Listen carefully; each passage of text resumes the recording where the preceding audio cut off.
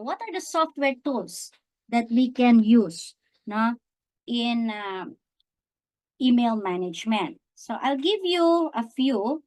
Okay, one is Zendesk. Zendesk is the best email management software for improving customer and employee experiences. Meron itong free trial, which is 14 days, pero you have to pay $19 per agent per month. Okay?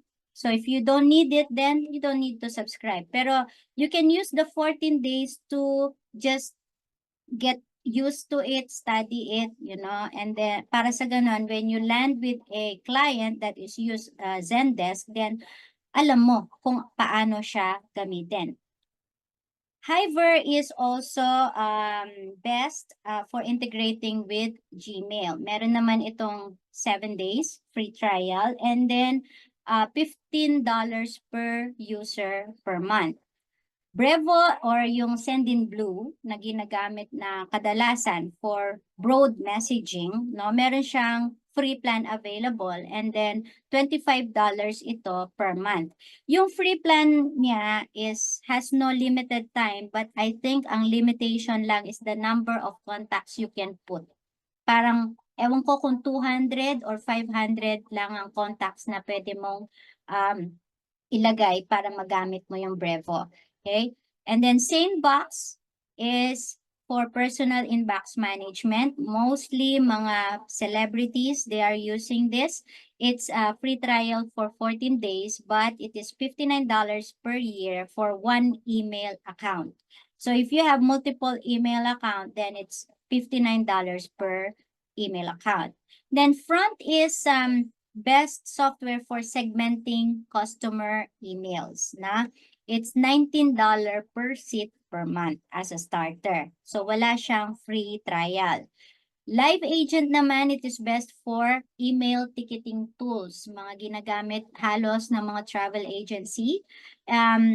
If you are a small company into a travel agency, they use this account which is $9 per agent per month. Okay, may free trial siya na 7 days. And then Help Scout is the best one for small and medium-sized businesses. Ang free trial lang niya is 15 days and then you can pay $20 per user per month. Now, Microsoft Outlook is the best software for businesses that uses Microsoft 365. Kapag gusto mong mag-avail ng Microsoft 365 Business Basic, it's $6 per user per month. Pero meron siyang free trial for 30 days. And then ito yung ating ginagamit kanina, which is Gmail. It is the best tool for businesses that use Google Workspace, no? Kung kailangan mo ng mas marami, gaya nga na sinabi ko kanina, a huge amount of Google Drive storage, you can pay $6 per user per month. Yung aking client, they gave me a business starter. I think it's a premium na pala yung sa amin kasi malaki yung Google Drive na storage namin. Okay. And then, Klaviyo is a tool for marketers who send limited emails. Meron tong free plan available and then $20 per month siya kung email lang ang isa-send mo. Pero kung email and SMS at the same time, it's $35 per month. MailerLite naman is for bundling website and marketing campaign creation. Meron siyang free plan available, pero if you are a growing business, you can subscribe $9 per month. Now, MailChimp is what I use for ano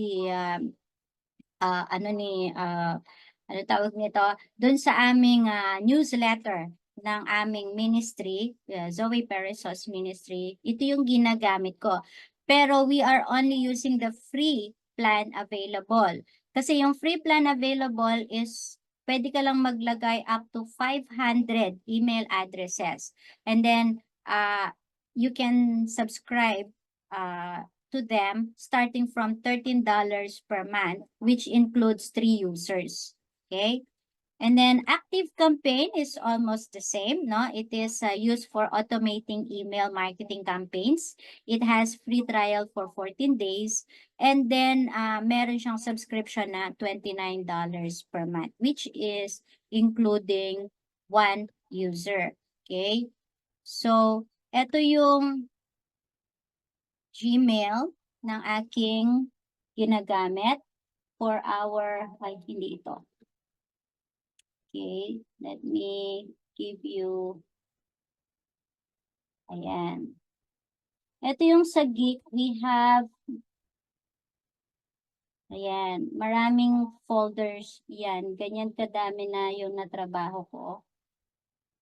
Okay, ayan, marami siyang folders, ayan. So, way back 2019, 2016, ayan. So, inano ko lahat sila. And then, our storage, I think unlimited yung storage namin. Ayan. Naka 11.88 gig lang kami sa storage. But we have unlimited kasi nga marami kaming ginagawa, no? And plus, like, for instance, itong aking 100,000 na lead generated from the past 10 years. Ito siya, malaking file siya because it comprises 50 states all throughout the United States. Ayan. So, yun yung tinatrabaho ko right now. Kaya kung minsan, mas sakit na yung mga daliri ng kamay ko, pero okay lang. Basta may pera. Ayan. May dollars. Okay. So, next is